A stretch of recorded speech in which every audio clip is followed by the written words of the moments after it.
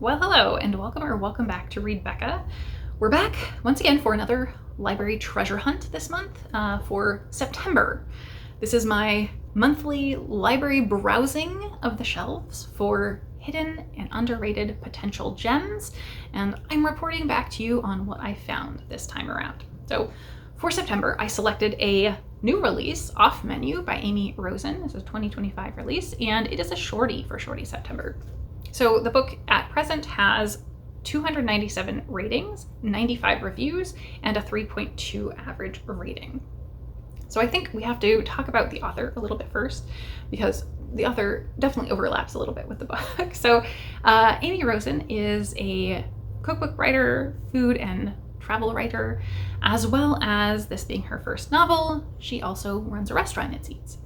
So significant overlap with a story that is very focused on food, as you can see, where we're following Ruthie at the beginning, who has just received an inheritance. And as a result of that inheritance, she is leaving behind a career she hates to pursue her love of cooking by going to culinary school. So that sounds fantastic, right? This most fits, I think, in the rom-com or chick-lit space.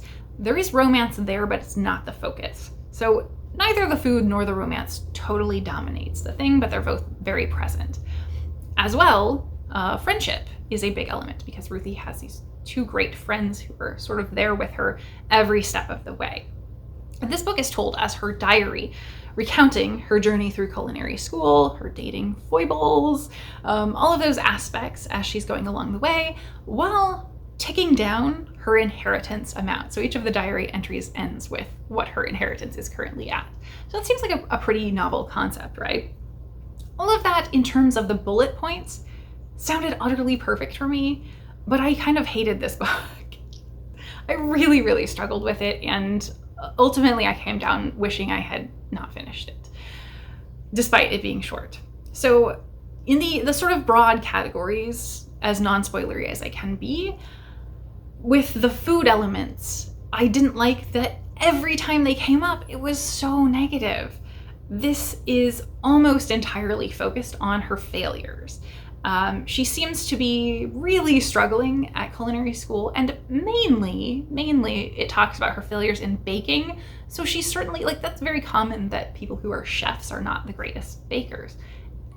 But the total focus is very much on that, the failure aspect, and her not knowing things is really prominent, even basic things, even at the point she seems to be wrapping up culinary school, and she still doesn't seem to know tools of her trade.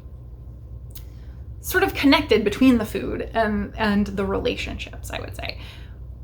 She leans on a guy at culinary school, and we keep seeing him come to her rescue, rather than her being a competent person at this thing she's supposed to be passionate about, though I at no point felt any passion or joy from her about cooking whatsoever. But he keeps rescuing her, and he helps her get into a cooking competition, or he chooses her to go along with him, mainly because he clearly likes her. They're having a working relationship, more or less, even though he has a girlfriend. And they both know that, and are continuing to get closer and closer as they're progressing with this relationship that they're having. And he outright tells her that he's doesn't consider it cheating right up to the act, basically. And so she's aware of that and continues on with him. That's a pretty bad judgment just in general, I would say.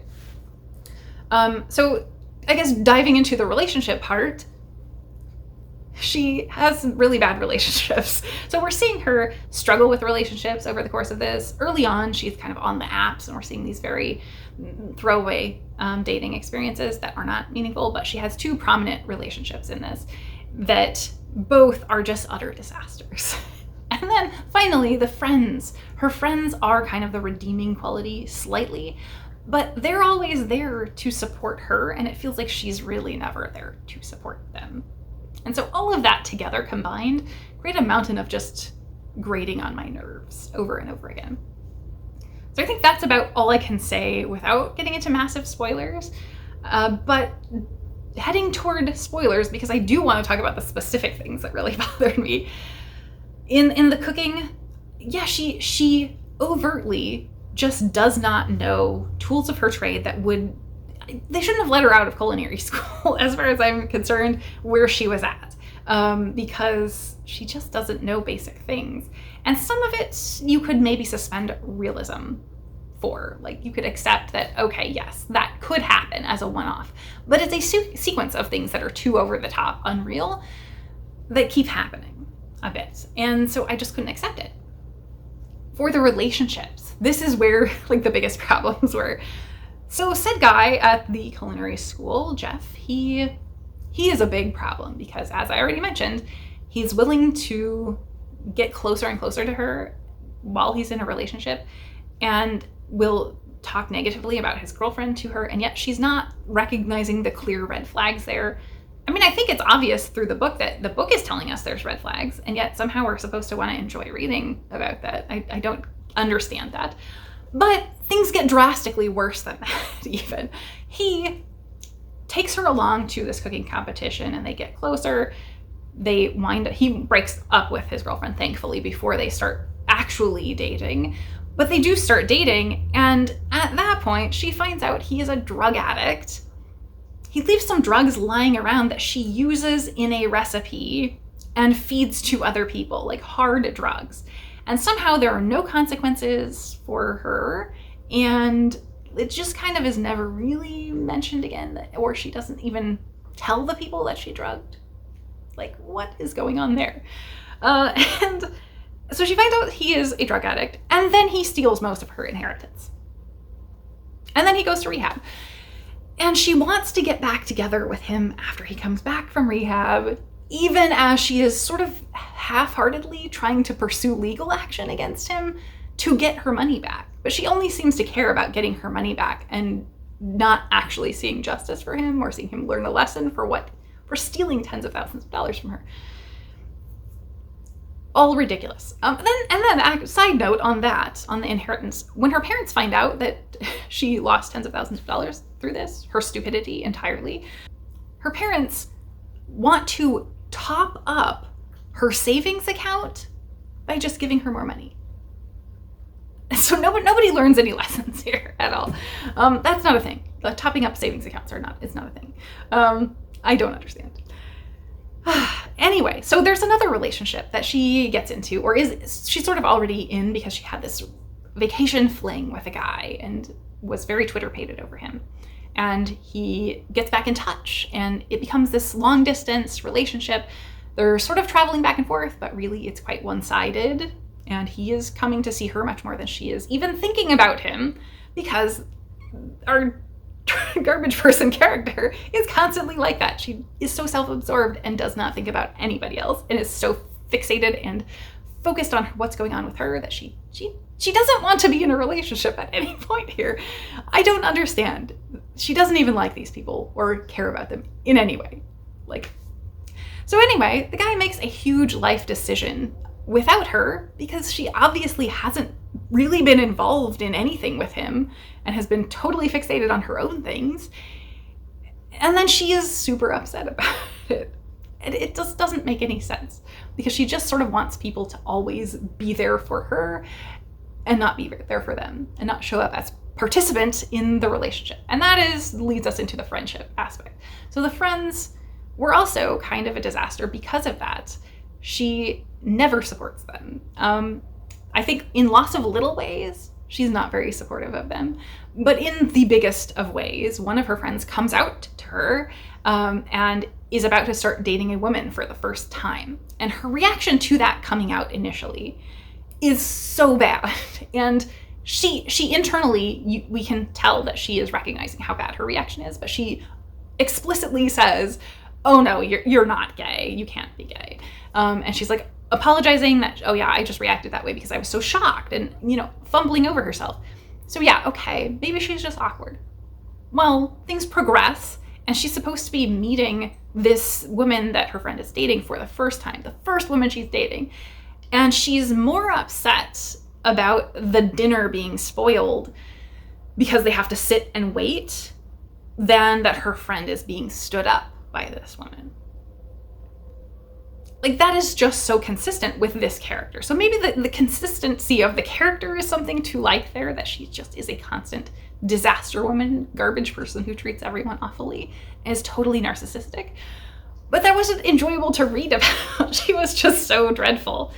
There were also many small details that got to me, that just really got under my skin, where we have like her Jewishness is really, really prominent at the beginning. So I was expecting that to be really prominent throughout, and it just sort of disappears. Like it's dropped after that beginning where it's so significantly mentioned. Or the fact that the character really loves the movie Say Anything, and that comes up multiple times, which is a great movie, the John Hughes sort of 80s classic teen movie. But she thinks it is a realistic model that people should follow for relationships, which is notoriously very bad. So I just don't understand. Yeah, I mean, so rough. I think most of us can watch and enjoy that movie, but we recognize that there are problems, and you would not want to realistically model a relationship after it. So I feel that this was very much not the book that was full of warmth and joy of food and passion about her pursuing this new career. Like there was none of that anywhere in this book for me. And so I really struggled with it. I ended up wishing I had given up on it. I thought for sure like that this was just over the top, and it was being ironic in a way that all of a sudden things were going to turn and we were going to get some realism. She was going to understand what was going on, and that never happened. I wished I had quit reading this, and I did wind up rounding this up a bit because of the very ending, so it turned out better because of how it ended, indeed, but I still wish I hadn't read it. So I was going to give it a 1 star for, it should have been a DNF really, but instead I rounded up to a 2 star on this one because the ending kind of slightly redeemed it, but just barely. So I think that if you are someone who can watch those 80s and 90s rom-coms, unironically, because of the massive relationship problems that exist in those movies, that most of us recognize now and kind of have to watch cringing the whole time. But I think this might deliver on that. Or if you're looking for a true, like a fluffy disaster woman type of book, this probably delivers on that. But this was really just not for me. It wasn't what I expected at all, and didn't provide me any of that warmth and joy. So it was a dud, but hopefully we will be on to something else, and something that I enjoy more, that I can recommend as a hidden gem in October. But that is how the treasure hunt works, unfortunately. Sometimes it's a box of coal. So with that, I will thank you so very much for watching.